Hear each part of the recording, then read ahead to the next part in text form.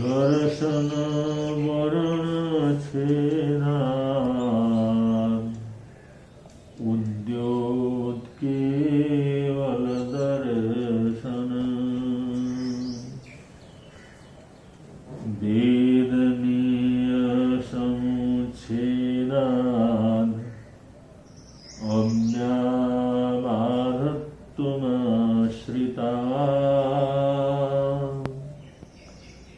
मोहनीय समुच्छेदात्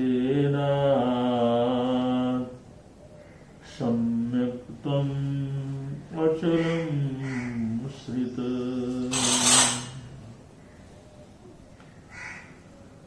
आयु कर्म समुच्छेदात् अवगाहनशालिन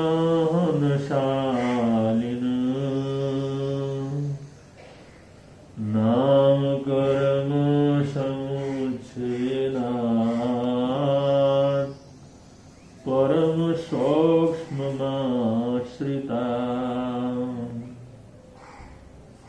गोत्र कर्म समुच्छेदात् सदा गौरवलाघव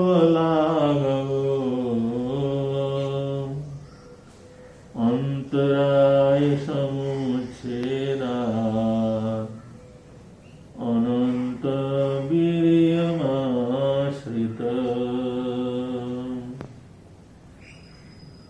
संसार विषयातीतं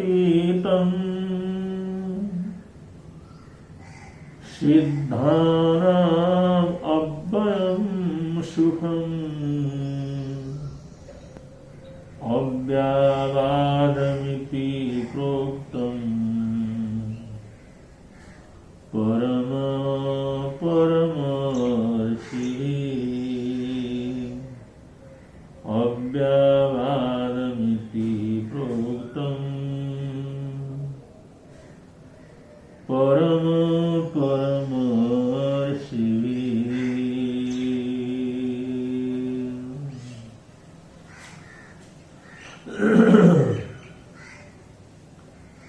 त्रिभुवन पीड़ाहरणहार हो तुमको मेरा नमस्कार। जग के उज्जवल अलंकार प्रणाम तुम्हें मेरा हरवार। तीन जगत के नाथ आपके चरणों में जाऊं बलिहार।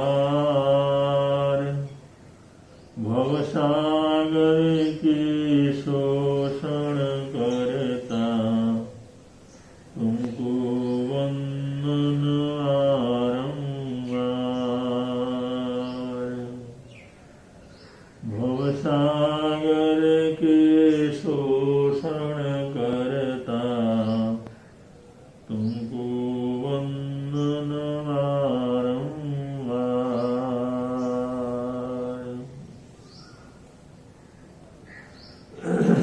अरहत अरिहंत देव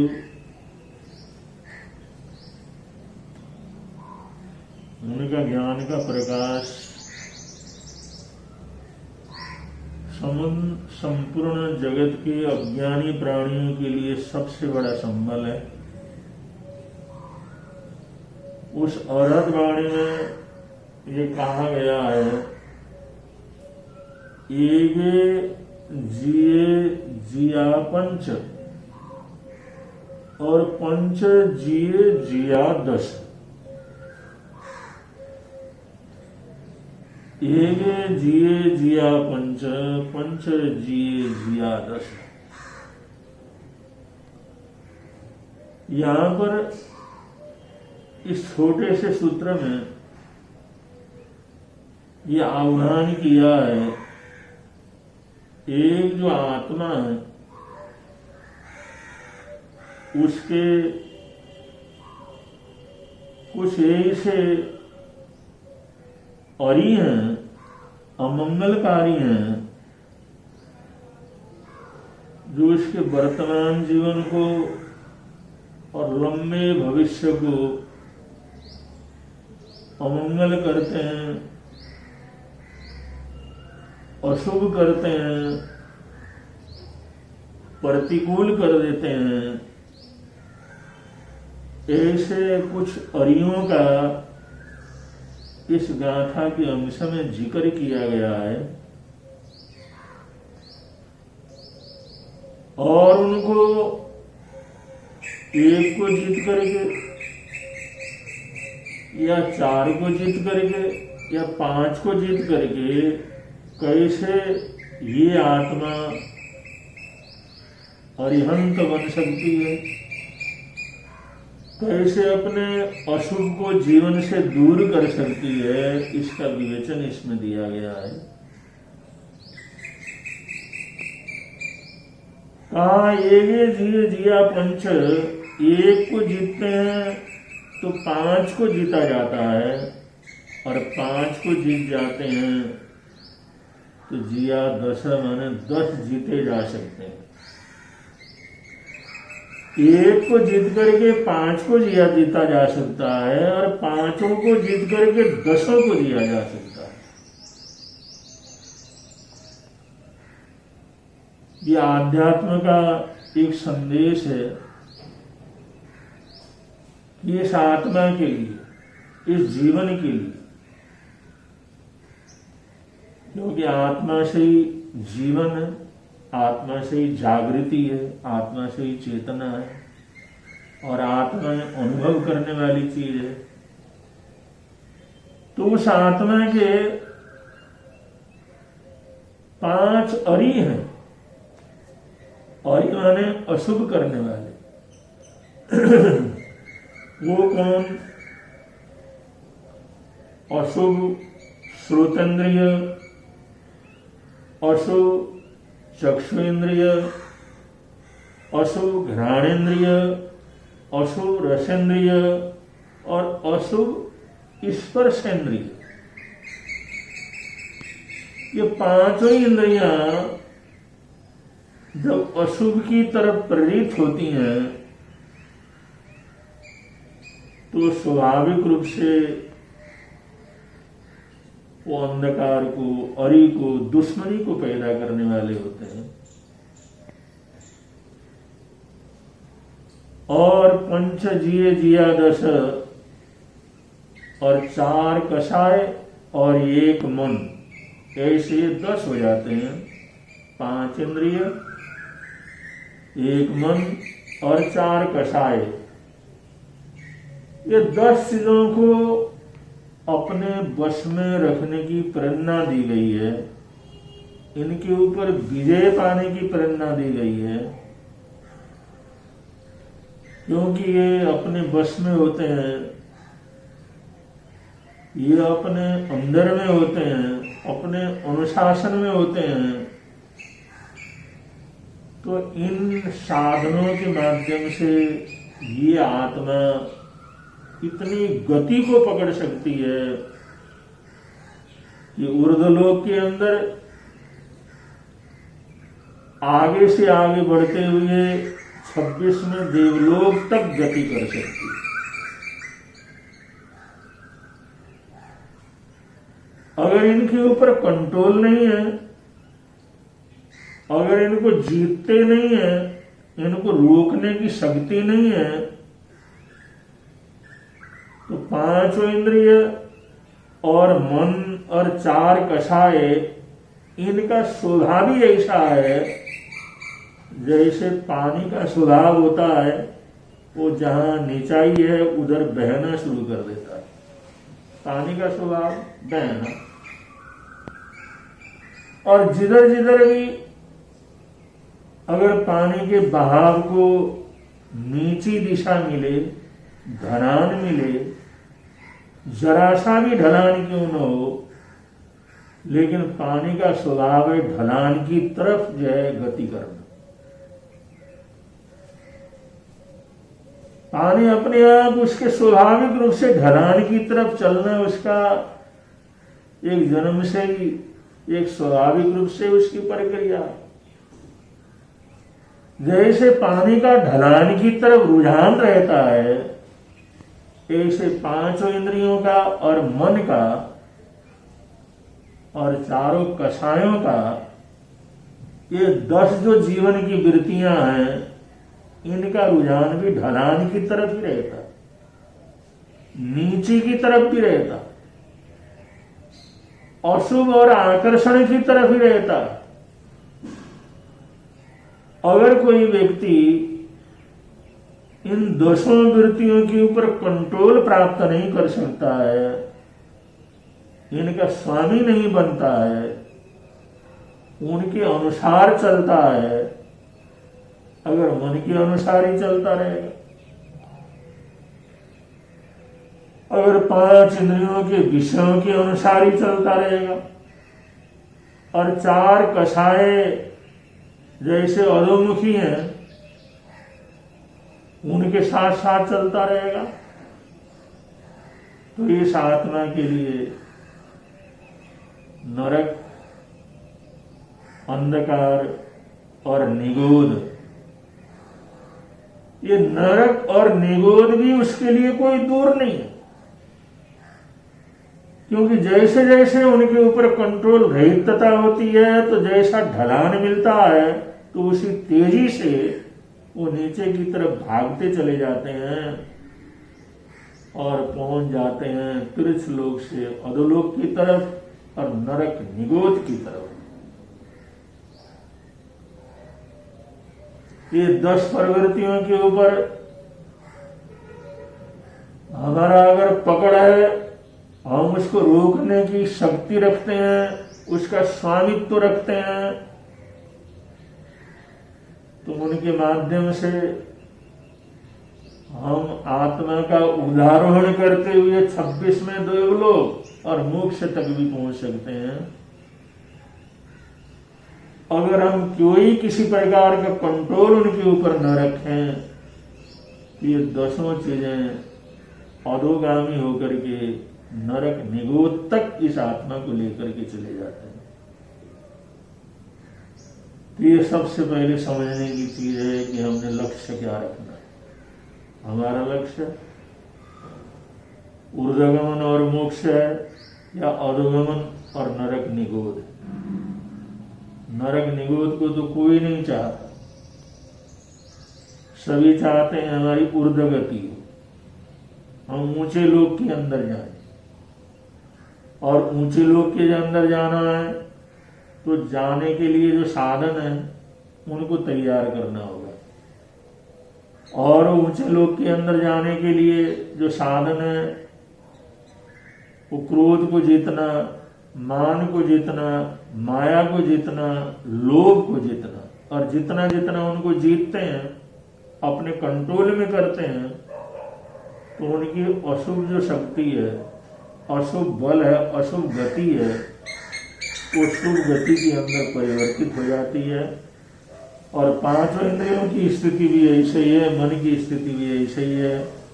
तो इनको जीत करके, इनको अपने कंट्रोल में करके हम आत्मा का ऊर्ध्वारोहण कर सकते हैं। और आत्मा का ऊर्ध्वारोहण करना ही ये मनुष्य का धर्म है। 84 लाख जीवायोनियों में मनुष्य जैसा सर्वश्रेष्ठ योनि मिला है, मनुष्य जीवन जैसा सर्वश्रेष्ठ जीवन मिला है, मनुष्य जैसा सर्वशक्तिमान एक योनि स्थान मिला है, सभी तरह के सोचने की सबसे बड़ी ताकत मिली है, और जो चाहे वो कर सकने की सामर्थ्यता और संकल्प मिली है। तो ये सब हमारे को मिला है, तो हमारा लक्ष्य ये हो जाना चाहिए कि हमने पानी की तरह बहना नहीं है, उसके द्वारा ऊपर को उठना है, ऊर्ध्वारोहण करना। कि बहते बहते तो बहुत लंबा समय हो गया। तो शास्त्रकार यहां पर कहते हैं अब ये देखना है तुम किसको जीत करके ज्यादा से ज्यादा को जीत सकते हो। शत्रुओं का दल बहुत रहता है, और उस शत्रुओं की दल की तरफ अगर देखें तो हो सकता है हमारी ताकत कम हो, उन शत्रुओं की ताकत ज्यादा हो। पहले युद्ध होते थे तो युद्धों के अंदर ज्यादा से ज्यादा सैनिकों को लेकर के, लड़ाकों को लेकर के राजा या सेनापति युद्ध के लिए उतरता था। ये माना तो जाता है उसकी सेना इतनी बड़ी है, इतनी बड़ी सेना लेकर के आया है, हजारों लोगों को लेकर के आया है, लाखों लोगों को लेकर के आया है। लेकिन ये भी हमने देखा है इतिहास के पन्नों में, चंद लोगों ने, मुट्ठी भर लोगों ने वो हजारों लोगों को बर्बाद कर दी, हजारों लोगों को पीछे मुड़ने के लिए बाध्य कर दिए, वहां जीत का परचम फहराया। और थोड़े से लोग भी वो हजारों लोगों को जीत सकते हैं, और कभी कभी हजारों लोग मिलकर के भी थोड़े से लोगों को नहीं जीत सकते। इसका रहस्य क्या है? इसमें जो शत्रु होता है वो सारे एक से नहीं होते, वो कोई बड़ा होता है, कोई छोटा होता है, कोई आगे चलने वाले होते हैं, कोई पीछे चलने वाले होते हैं, और एक नायक होता है और सब उसका अनुसरण करने वाले होते हैं। अगर ये योद्धा, अगर जीतने की कामना रखने वाला ये समझ जाता है कि इस भीड़ में, इन शत्रुओं के समूह में कौन है जिसके आधार पर, जिसके सहयोग से, जिसके हिम्मत से ये इतने अधिक लोग इसके पीछे चल रहे हैं, तो हिम्मत बढ़ाने वाला, वो सबका संचालन करने वाला, निर्देश देने वाला, आदेश देने वाला, अगर उसको एक को हरा देता है तो समझ लो पीछे 100 हो, 1000 हो, 10,000 हो, 20,000 हो, लाख हो, लेकिन एक व्यक्ति को हरा करके एक योद्धा हजारों लोगों को आराम से हरा सकता है। तो ये समझ होना चाहिए जीतने के लिए। जैसे असली योद्धा शत्रुओं के उस चाल को समझता है और उसके नायक को समझता है, और ये समझ जाता है कौन इसके अंदर युद्ध का संचालन करने वाला है, किसके पीछे सब चलने वाले हैं, तो उनको हराने की चेष्टा करता है, उसको हरा देता है, तो सभी हार जाते हैं। यही से हमारी आध्यात्म साधना है। अगर ये 10 योद्धाएं हमारे सामने हैं, इसमें 5 इंद्रिय हैं, 1 मन है और 4 कसाई, ये 10 प्रमुख जो है लोग, प्रमुख जो है शत्रु हमारे सामने है, और आत्मा अकेली है, तो उसने उन 10 को जीतना है। तो अकेला 10 को कैसे लड़ा, 10 के साथ अकेला कैसे लड़े? तो ये सोचता है कि मैं अकेला हूं, आगे 10 शत्रु हैं, तो मैं ऐसे शत्रु को पकड़ूं जिसको हराने से, जिसको गिराने से, जिसको प्राणहीन कर देने से वो रहे हुए 9 के 9 को भी प्राणहीन क्या कर जाए, हो जाए। ये समझ जिस योद्धा के अंदर रहता है, और वो अकेला भी बहुत बड़ी संख्या को हरा सकता है। 2500 वर्ष पहले एक युद्ध हुआ जो बड़ा भयंकर युद्ध था। वो युद्ध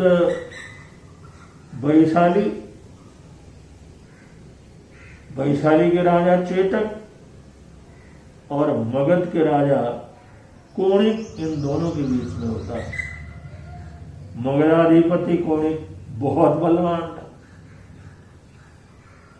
मगर उस समय का सर्वशक्तिमान जो है रजवाड़ा कहलाता था। बहुत रजवाड़े उसके अंतर्गत थे, संपन्न रजवाड़ा था।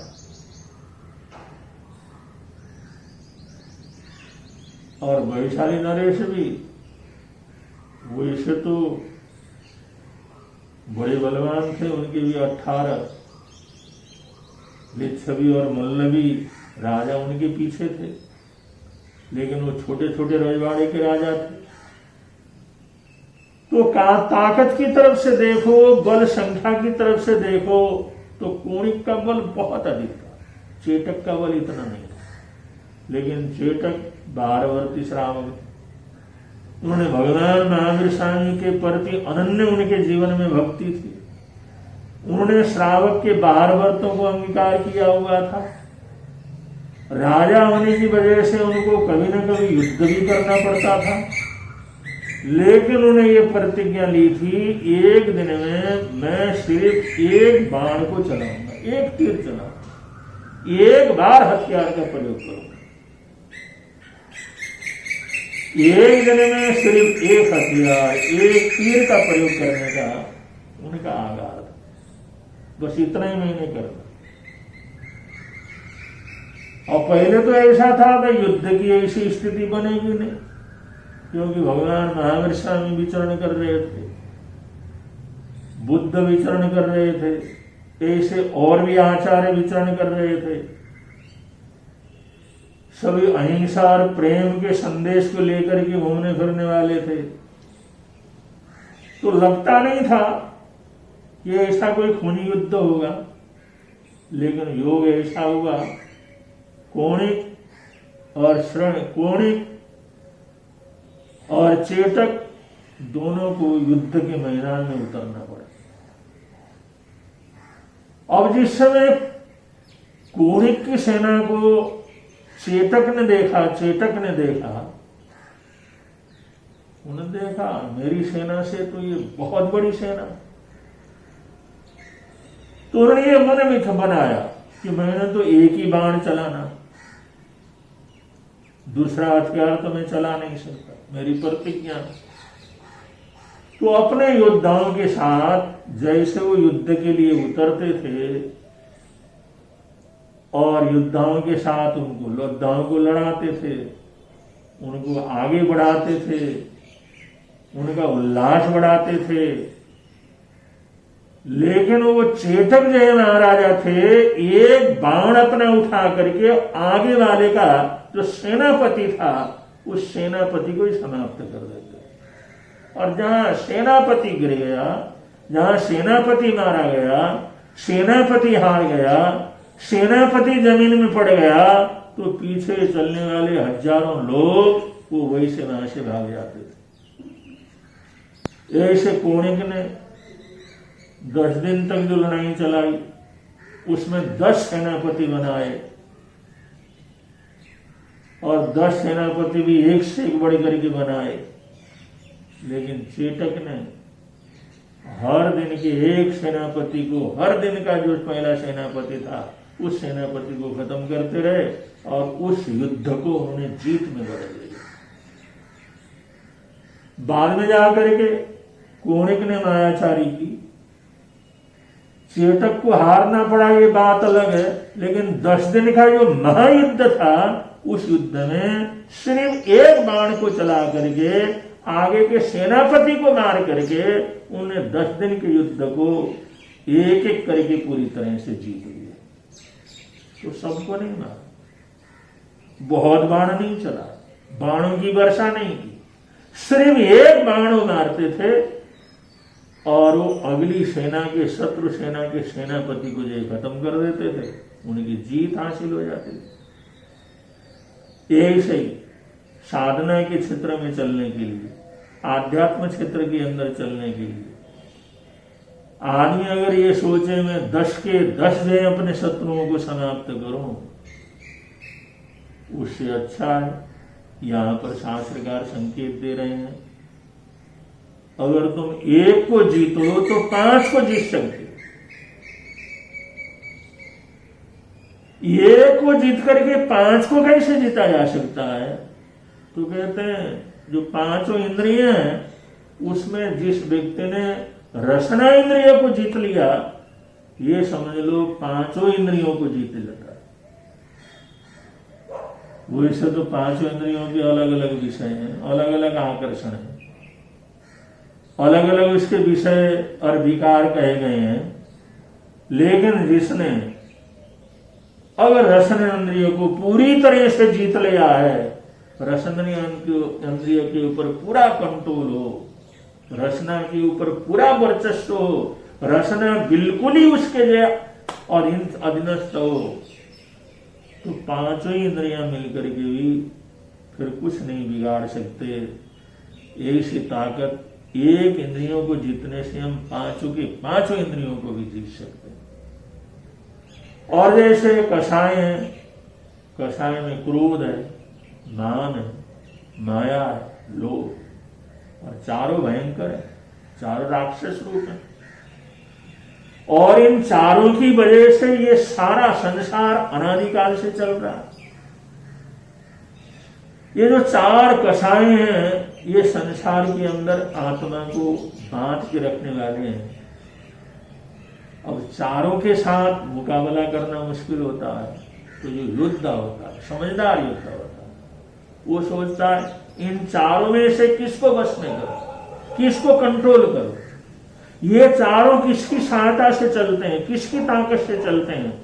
अगर ये युद्ध करने वाले के मन के अंदर अगर ये समझ हो, अगर वो सोचे विचार करे भाई चारों कषायों में कौन सा कषाय बलवान है, कौन सा कषाय ताकतवर है, और कौन से कषाय के पीछे सब ये चलते हैं, उसको सबसे पहले मैं क्या कर लूं, जीत लूं। अगर ये सोचता है, और इसकी तरफ शास्त्रकार ने संकेत किया है, चारों कषायों में सबसे प्रबल जो कषाय है, सबसे धूर्त कषाय है, जिसको मारा नहीं जा सकता, ऐसा जो कषाय है, जो हमेशा आत्मा को तकलीफ देने का काम करता है, ऐसा चारों कषायों में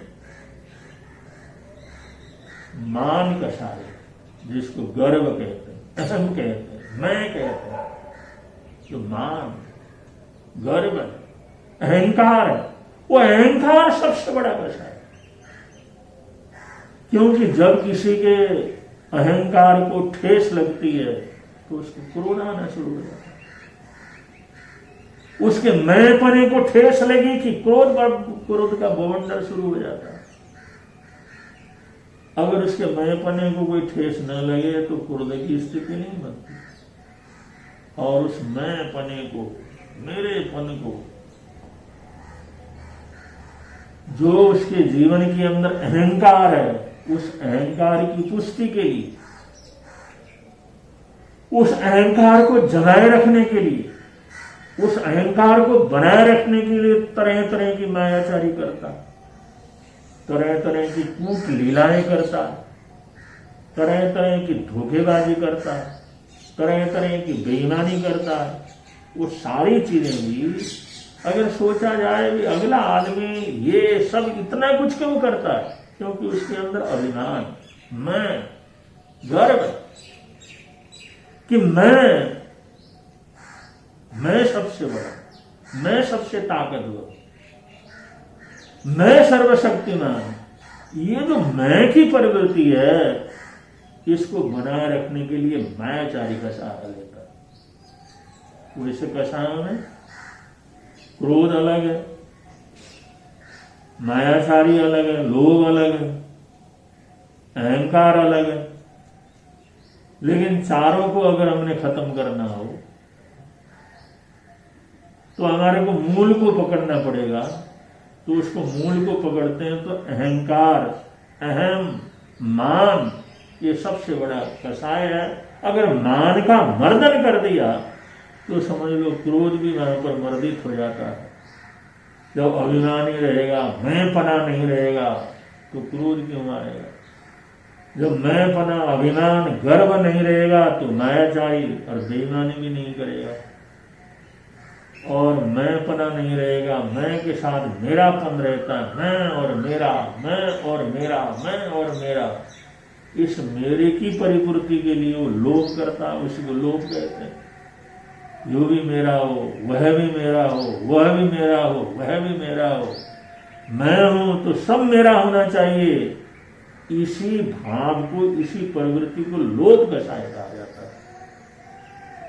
तो लोभ भी अभिमान के कारण जिंदा है, मायाचारी भी उसको अभिमान के कारण जिंदा है, और क्रोध भी अभिमान की सुरक्षा के लिए किया जाता है। तो इस प्रकार चारों कषाय हैं, और उन चारों कषायों को अलग अलग जगह खत्म करने की चेष्टा करेंगे, अलग अलग लड़ने की चेष्टा करेंगे, तो एक को हराएंगे तो दूसरा जिंदा रहेगा, दूसरे को हराएंगे तो तीसरा जिंदा रहेगा, तीसरे को हराएंगे तो चौथा जिंदा रहेगा। ऐसा क्यों न किया जाए? उनका जो प्राण तत्व है, उनका मूल है, उनका सेनापति है, जिसके सारे सारे कषाय जिंद रहते हैं, उस कषाय को नष्ट कर दिया जाए। तो शास्त्रकार कहते हैं एक को जीत करके हम 5 को जीत सकते हैं, एक को जीत करके 4 को जीत सकते हैं, और 2 को जीत करके 3 को जीत करके हम 10 के 10 को भी क्या कर सकते हैं, जीत सकते हैं। अगर बाय द वे, अगर कोई व्यक्ति मन को जीतना चाहे, अगर मन उसके वश में हो जाए, मन का राजा हो जाए, मन के हर चीज को, हर मन के जो है उस चालाकी को अगर समझ जाए, क्योंकि मन का जितना कोई आसान काम नहीं है, क्योंकि 5 इंद्रियों में छठा इंद्रिय मन है, और 5 इंद्रिय जितने भी हैं वो भी मन से जुड़े रहते हैं। और मन में कषाय न हो, मन में अभिमान न हो, मन में लोभ न हो, मन में मायाचारी न हो, तो क्रोध मान माया लोभ ये भी नहीं हो सकता। तो एक मन को अगर जीत लेते हैं, अगर मन को किसी ने जीत लिया, मन का मालिक बन गए, मन के हर चाल को अगर हम समझ गए, वो योद्धा मन के हर चाल को समझ करके अगर चलता है, तो मन की चाल को समझने वाला, मन के रूप को समझने वाला, मन की वृत्ति को समझने वाला, और मन को कंट्रोल में रखने वाला, मन को जीतने वाला अगर एक मन को जीतता है, तो 5 इंद्रिय और 4 कषाय और 10 के 10 उसके शत्रु वो धराशायी हो जाते हैं, और किसी भी की ताकत क्या करती नहीं चलती। इस प्रकार ये जो है 5 ही चीजें हमारे जीवन में अशुभ प्रवृत्ति को बढ़ाने वाले, अशुभ वृत्ति को आगे बढ़ाने वाले, इनसे अशुभ प्रवृत्ति ही हमेशा लगातार बढ़ती रहती है। तो ऐसे अगर हम कषायों को जितना चाहते हैं, तो ये कषायों को पकड़ करके, उस मूल को पकड़ करके कषायों को जीत कर सबको जीतने का प्रयत्न करें। 5 इंद्रियों को जीतना चाहते हैं तो रसन इंद्रियों को पकड़ करके 5 इंद्रियों की ताकत को समाप्त करें। अगर सबको एक साथ अपने वश में कर सकते हैं, तो अगर मन को वश में कर लिया, मन को जीत लिया, मन को पार पा लिया, मन से आगे निकल गए, मन को बिल्कुल अपने कंट्रोल में कर लिया, तो समझ लो सारे के सारे आत्म शत्रु वहां पर जो हमारे समाप्त हो जाते हैं। ये जो है जीवन को जीतने का, जीवन को बनाने का, जीवन की सफलता का, जीवन की श्रेष्ठता का एक संदेश श्रवण भगवान महावीर स्वामी ने ये छोटे से सूत्र के अंदर दिया है, और उस सूत्र को आप लोगों के समक्ष प्रस्तुत करने का प्रयत्न किया गया है। जरूर सुने, और कोई चीज जीवन में उतार सकते हैं, अभ्यास कर सकते हैं, उसको प्रयोग में ला सकते हैं, तो लाने का प्रयत्न करें। ऐसा करेंगे तो यहाँ भी आनंद रहेगा, प्रभव के अंदर भी आनंद रहेगा। बोलिए भगवान महावीर स्वामी।